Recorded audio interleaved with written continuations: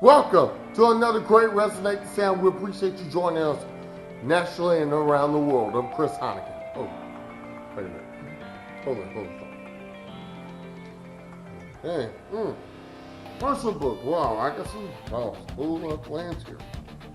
Okay, let's see. Sunday, church, meeting with staff, all that. Oh, Monday, steak dinner. Tuesday, dinner with the wife. What is it? Wednesday, basketball game. Thursday, wait a minute. Hold on. You kidding me? I got plans? Yeah. But why in the world do I have plans for myself, but not one time did I ever institute a God's plan? Or even attempt to try. Especially because his ways are better than our ways. His thoughts are higher than our thoughts. Why am I trying to plan my own things? Instead of, if I were to plan something, I need to plan to talk to God first before I start anything. See the illustration that just happened just a moment ago? It's all about God. All about God's plans. And no matter how we try to schedule things, no schedule on this earth even compares to the great plans that God has for us. You really want to test that theory? All right. Thank you for asking. We hope you take notes. We hope you have your pen, your highlight, your sheet of paper, your pencil, whatever you got. Go with this. As one of our chapel pastors, Tyler Boone, tells us about God's plan. Tyler, it's all yours. Let's go resonate. All right, the title of the sermon is God's Plan.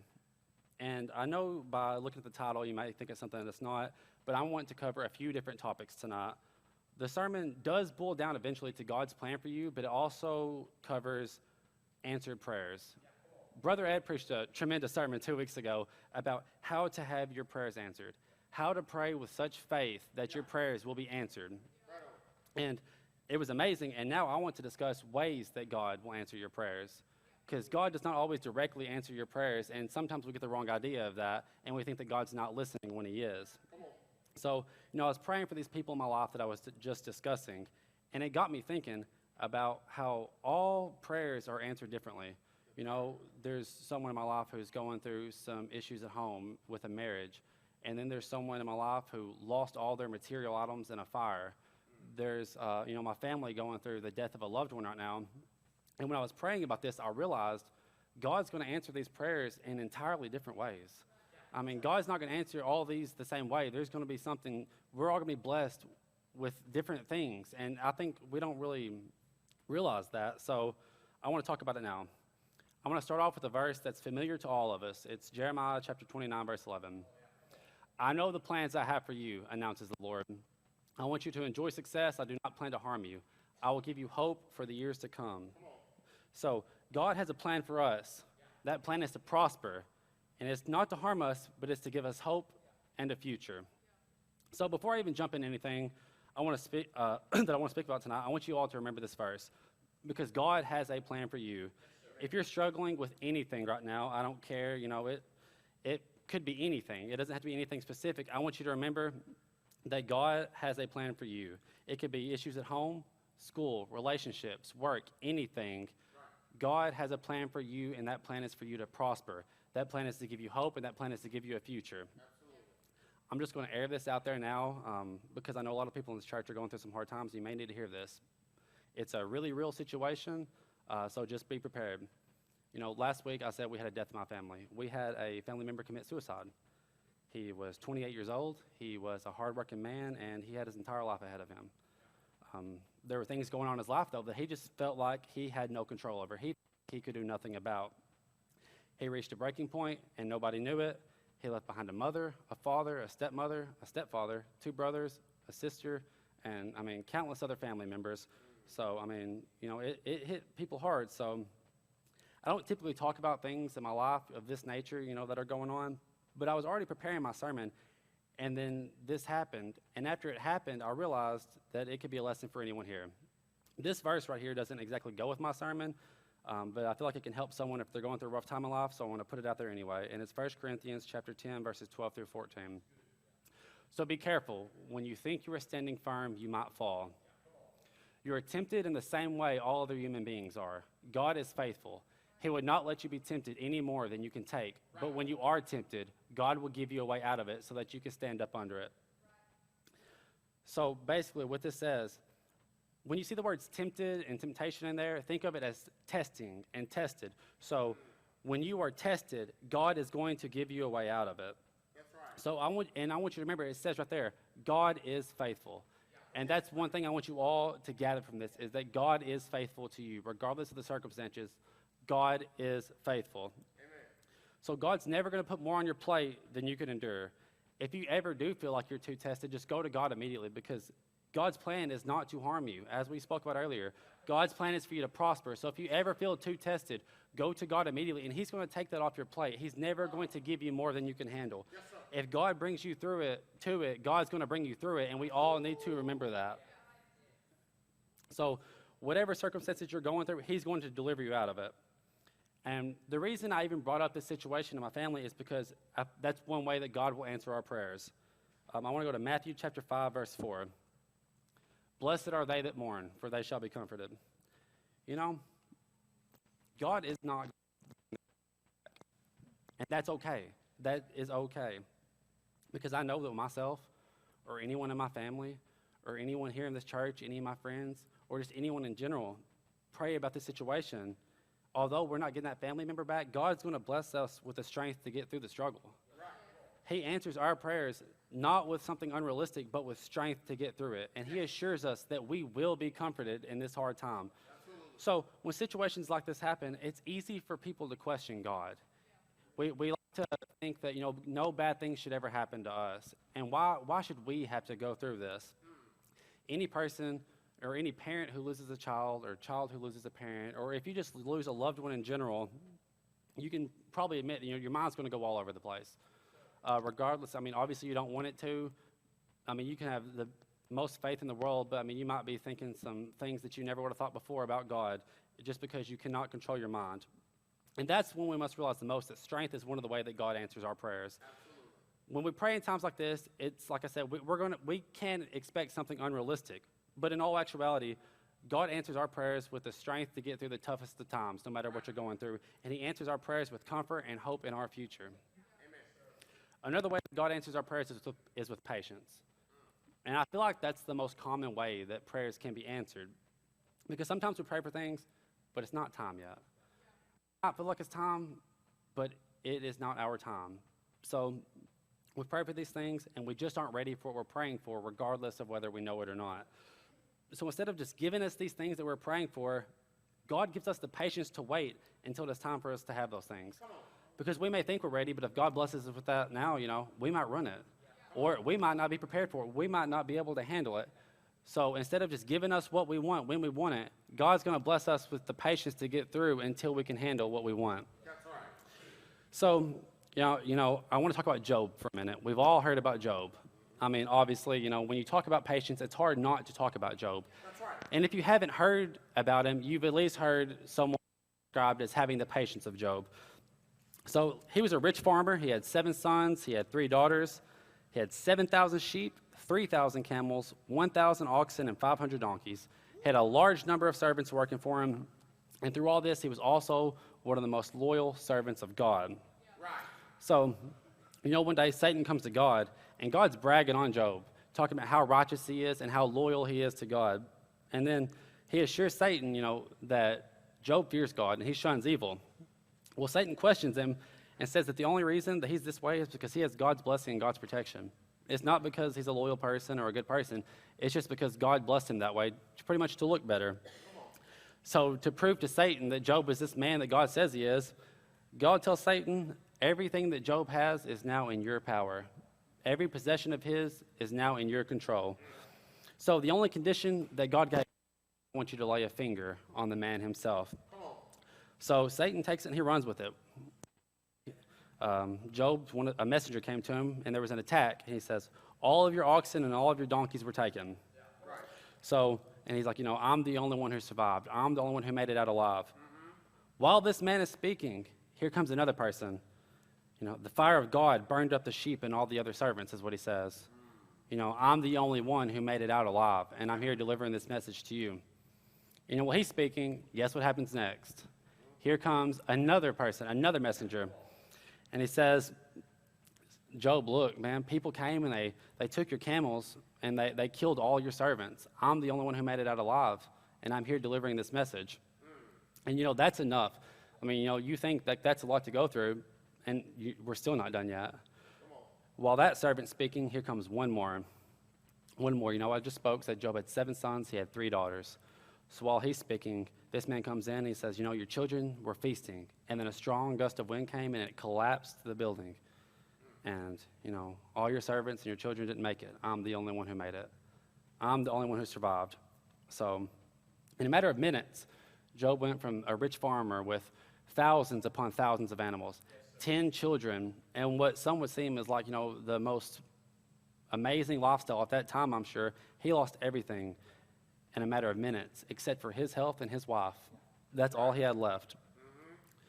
Upon hearing the news, he didn't do what you might expect. Job chapter 1, verses 20 through 22. Then Job arose and rent his mantle and shaved his head and fell down upon the ground and worshipped. And said, naked came I out of my mother's womb, and naked shall I return. The Lord gave, and the Lord hath taken away. Blessed be the name of the Lord. And all this, Job sinned not, nor charged God foolishly. So in all of this, we go through things in life, we might lose a game, like a game of basketball.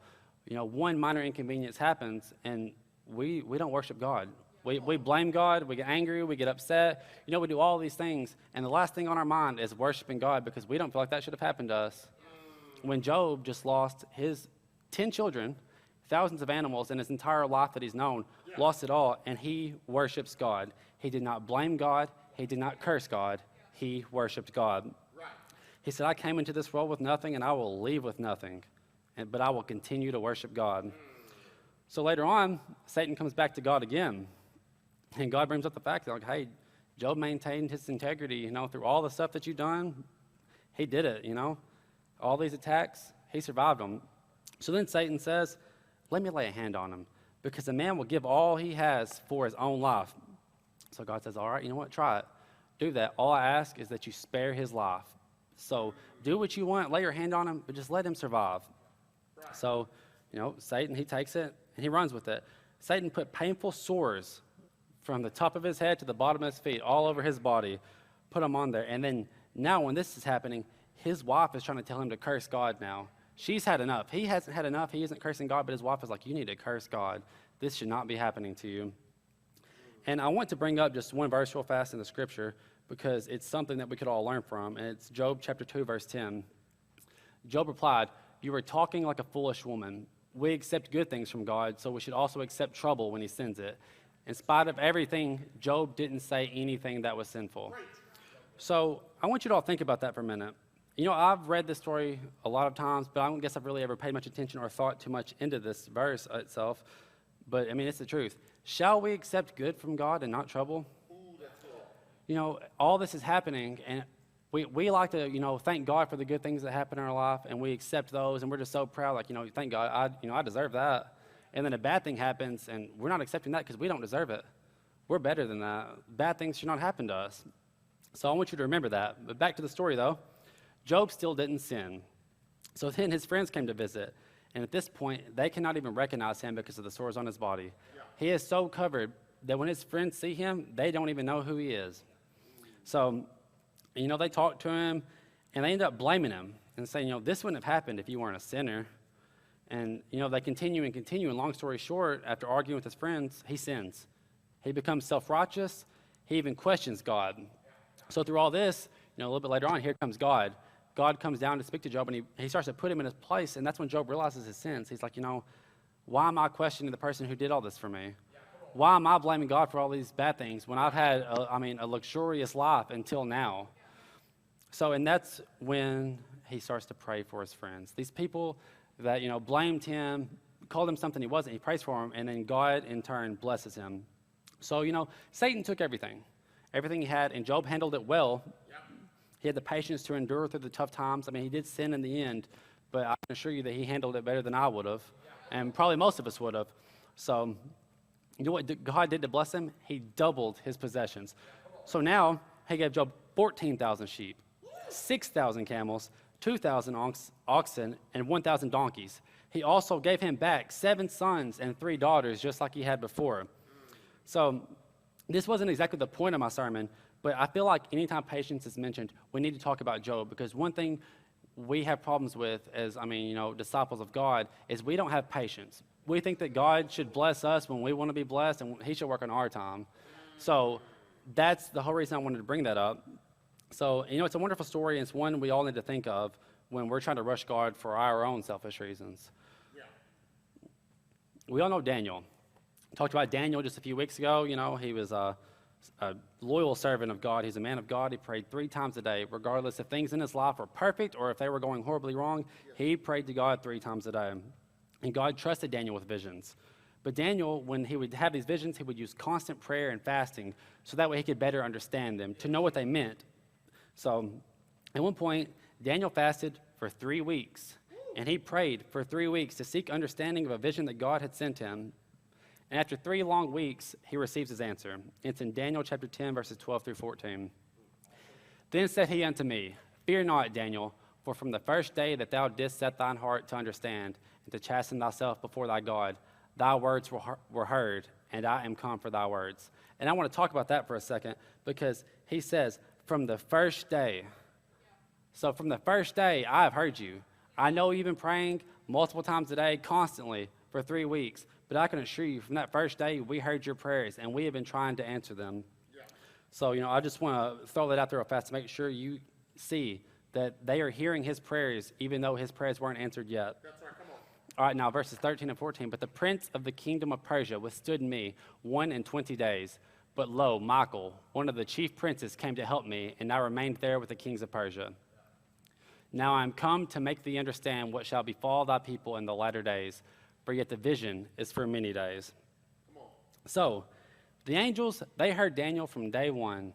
That's, close to 100 prayers he's probably prayed, and they have heard him from that very first prayer. And although they haven't been there yet, they've been getting ready to answer his prayers. They were trying to help, but there was evil in the way. And that evil is what kept his prayers from being answered. So his prayer and his constant prayer helped these angels persevere and make it to him with his answers. And the thing is, we sometimes just give up on prayer. God will bless us with the patience to wait for the answer, but we decide we don't want to wait. So why should we keep praying? Why should we have to wait for this? So why can't God work on my time? Why must I have to wait? I've showed up for church, every Sunday for the past month, and God's going to make me wait more than a day for my prayers to be answered. We feel so entitled because we do a few good things, and we think we deserve the world. So, some prayers, they're meant to be prayed continuously about. Not every prayer is meant to be answered from the beginning. You don't stop praying for healing because you get one breath of good news in your life. You don't stop praying for someone to be saved just because they make it to church on one Sunday morning. There's some things that you are meant to pray daily for weeks, months, maybe even years about. You never know. Not every prayer is meant to be answered immediately, and we have to realize that. So it's important to keep praying.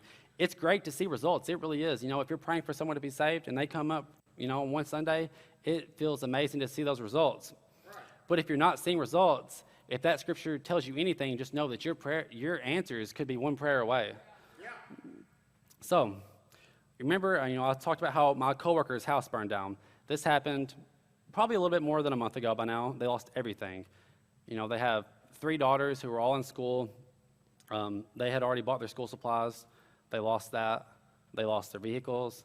They were renting the house, so they didn't get any help from insurance or anything. So all the material items they had in their house, gone. Nothing they can do about it. And after it happened, she just kept saying, I'm just thankful we all made it out alive. None of them were hurt, and she didn't stress these material items. She was like, I'm just glad we all made it out with our lives. So she was just thankful in this time. And at a time where most of us, I know I would be just worried sick, she was just thankful that they made it out alive. So, we had countless number of people praying for them, whether it be at work, church, everything. And as of last weekend, I just want to tell you what God blessed their family with already. Her daughters have more clothes and toys than they ever did before. Their neighbor, the next day, came up to them and gave the parents a hefty check, very hefty check. I'm not going to go into details, it's none of my business, but looked at their oldest daughter, gave her a check too. One of their neighbors gave them a free truck. They lost their vehicle, so they had no way to get around, and he gave them a free truck, no payment whatsoever. She, with the insurance for just her vehicle, was able to get a Jeep, which may not seem like much, but she was just so happy because she's always wanted a Jeep. So they received more than $5,000 from a fundraiser, and that's not counting what was donated by the neighbors and the others close to them. That's just from this one fundraiser alone, more than $5,000. And she was so excited and so happy because she was saying, look, me and my husband have a better mattress than we've ever had before. So, and what could have been the lowest time in their lives, they were just thankful. See, in all of our prayers, we prayed, and it's not going to magically bring that house back up from the ground with all their belongings in it, ready to go. But he did give them the strength and the patience to wait until they received God's blessings. And they received God's blessings, y'all. I want to tell you a story about me real fast. Growing up, sports controlled my life. I mean, baseball and basketball specifically, but I was always doing something with sports. My parents are there. They can tell you, every single day was sports. It was my 9th grade year, so I had basketball practice for my junior high team from 7 a.m. to 8:45 a.m. every morning. But since I was in 9th grade, I had to practice with the senior high team occasionally too. So I would have to go straight to Monette after I got out of school and practice with another basketball team. I played on 3 baseball teams. I had my league team for my age group. I had my Legion team under my basketball coach, and I had a traveling team.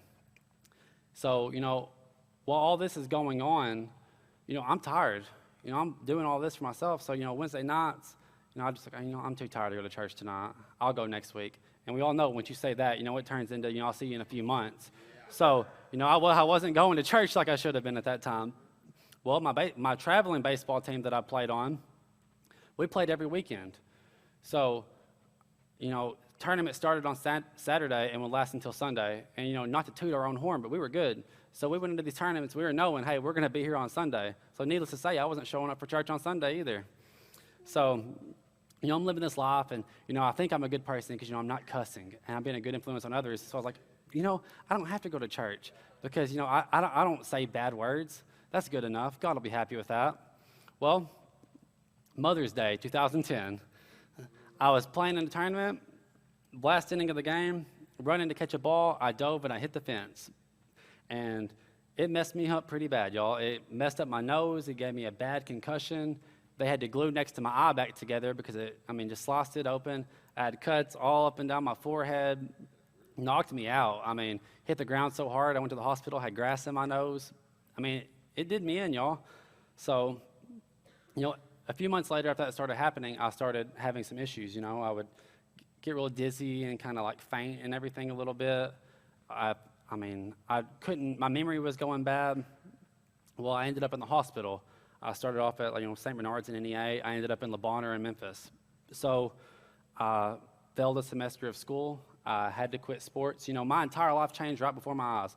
I went from playing sports every single day to having to quit everything. Like I said, I was a straight A student. I failed a semester of school because I literally couldn't make it to school. I had to change schools so I could ride with my brother to school because I wasn't always good to drive because sometimes, I just couldn't see anything. I would just go through these issues. And, during that time, it's when I started to notice the blessings in my life. I'm going through this, and, I spent a lot of time with my parents. They had to drive me to every single game and every single practice, but that's what we did together. They literally had to tote me around to all these places because that's where I had to be. So, the time we spent together wasn't really time with us. It was time with me and my team or me and my friends. Like, they're watching me, but I'm out on the field. I'm not even talking to them. So during this time, I became closer to my family. I became closer to some of my friends. Me and my best friend got closer than ever before. And I began to notice all these amazing things in my life that I've been taking for granted. And last, but certainly not least, I became closer to God. My Wednesdays weren't tied up anymore, so I started going to church on Wednesdays. I didn't have baseball tournaments every Sunday anymore, so I could go to church on Sundays. So, I became closer to God and my faith grew, and my personality changed. None of you, well, other than my parents, knew me, before, now. And I know now, I'm nice, I'm calm, and everything. I wasn't always like that, y'all. Before this happened, I had a temper. I was aggressive. I wasn't a mean person, but y'all, I wasn't nice. And I wasn't a good person. As much as I thought I was at that time and everything, I wasn't. I treated my family wrong. I treated my friends wrong. I was a bad person. And so, I went through all this stuff and then realized that this event that happened was the beginning of my new life. What at one time I felt like was the lowest point in my life that I would never recover from, I can honestly say now was one of the best things that has ever happened to me. So, I was at the gym the other day, and I had praise and worship radio on Pandora, and I was listening to some old Casting Crowns songs. And one came on, you probably heard it, and it's Just Be Held. And in the chorus it says, your world's not falling apart, it's falling into place. Y'all heard that and had to stop my workout, because sometimes, we go through these things, and we're just like, oh, we're never going to recover.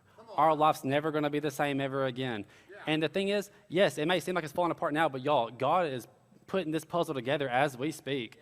Your world it's coming together, and like I said, my new life started from my injury, and you never know, your new life could be starting now. So whenever you think you're going through some hard times and you think your world's falling apart, remember, God is putting it together right now. Absolutely. Isaiah chapter 45, verse 9. It says, how terrible it will be for anyone who argues with his maker. He is like a broken piece of pottery lying on the ground. Does clay say to a potter, what are you making? Does a pot say, you don't have any skill? So listen, who are we to question God? God is our maker. We are the clay. God is molding us right now. Instead of questioning what God is making out of us, we should be happy that God finds us, the people who sin against him every day, finds us worthy of being molded. So we should accept God's plan for us instead of constantly questioning his motives. We do not have to know, God, what are you making out of my life? What's next? We should trust God, and that's something that I have troubles with, and I will admit it, but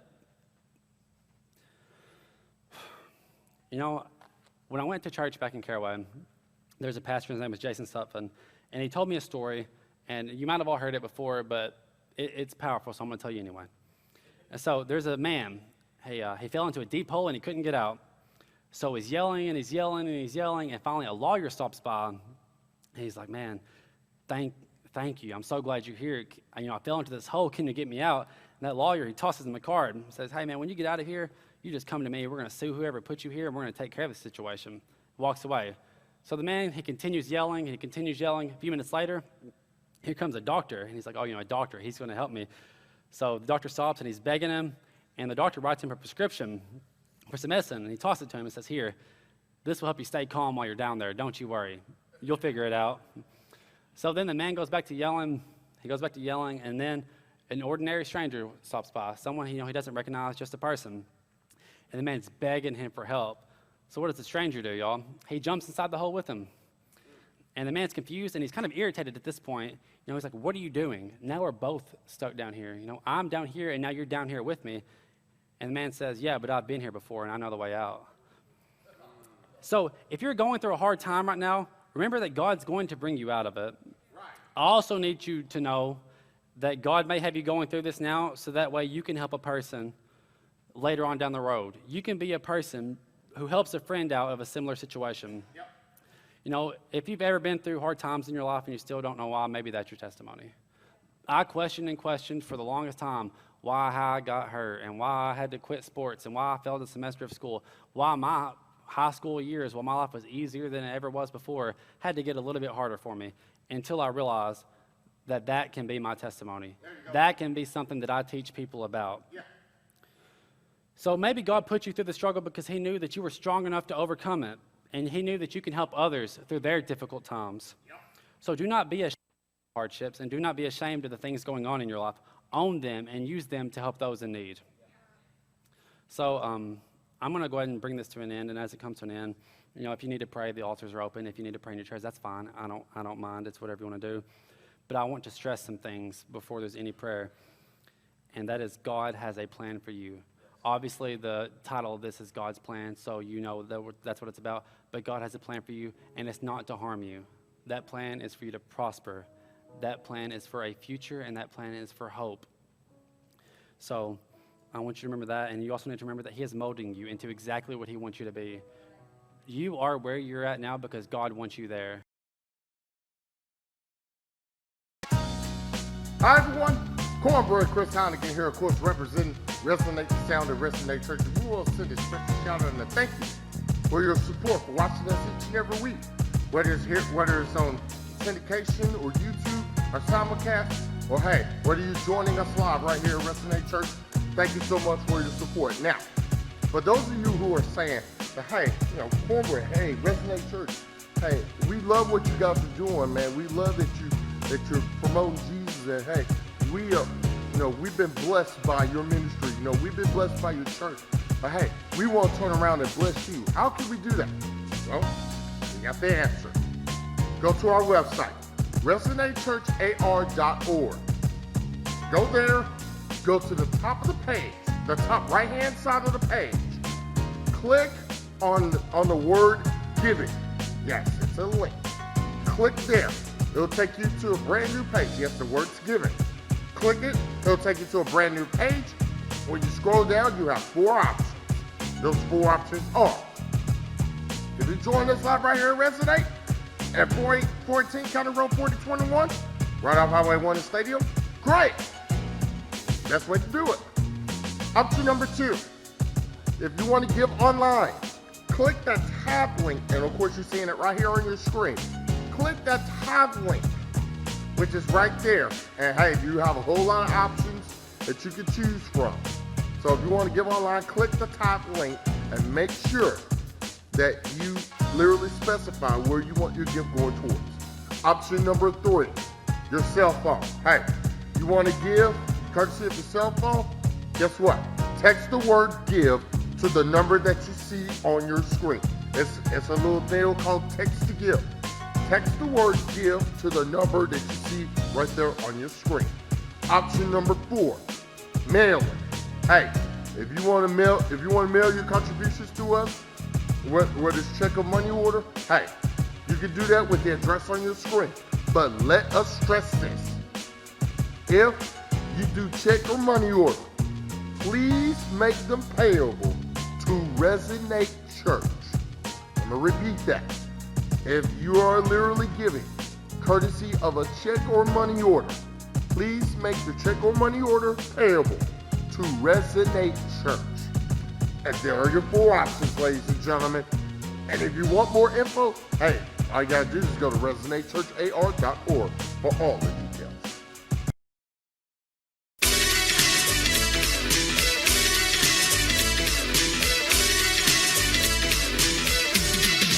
Hey, Tyler, what up, man? Hey, Cornbread, what's happening? Oh, man, no thing but a barbecue wing. I have some sauce in my wing. Thanks to Resonate, though.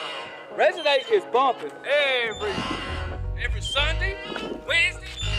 Hey, what about our whole entire church? All we do is, we praise God, we resonate Jesus.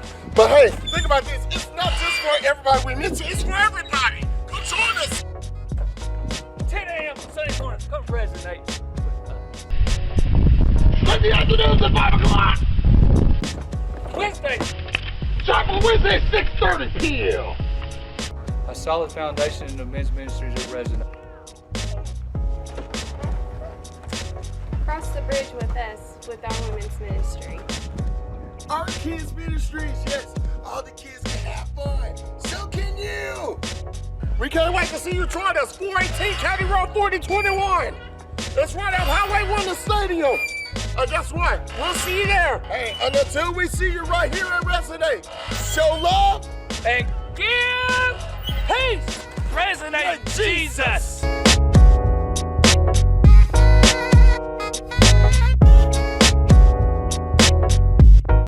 Wow. Tyler, hit the ball out of the park on this one. Thank you. And I appreciate that encouragement big time because, you know, as I'm setting the illustration earlier, and Tyler pretty much confirmed it throughout tonight's broadcast, why are we trusting in our own plans when our own plans don't compare to what God has for us? And that's one of the coolest things on the planet. God's plans, His ways, everything about God is so awesome that whatever we try to plan, and look, I'm not saying that you can't have dreams. I'm not saying that you can't, have visions, because they're yours. They're your dreams, they're your visions. You're supposed to have them. But keep this in mind.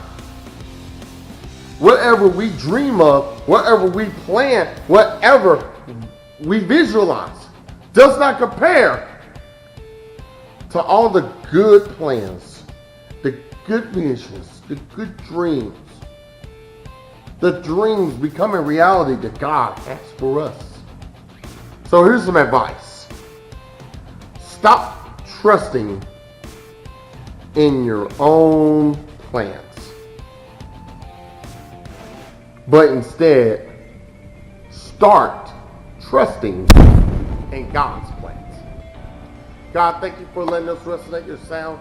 Thank you at home for watching. We're right back here next Thursday night.